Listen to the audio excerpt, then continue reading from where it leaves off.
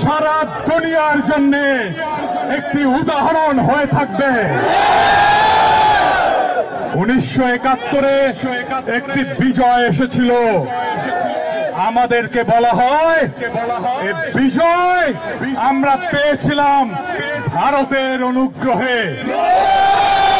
2024-এর বিজয় কোন বিদেশি শক্তির অনুগ্রহে নয়।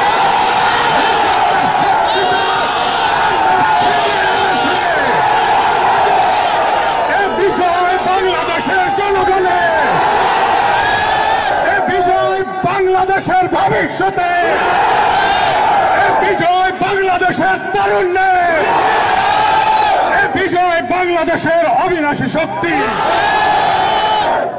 আজ এই বিজয়ের মুহূর্তে সবাইকে বলে দিতে চাই, পৃথিবীকে বলে দিতে চাই, এই লড়াইয়ে আমাদের পাশে কেউ দাঁড়ায় নাই,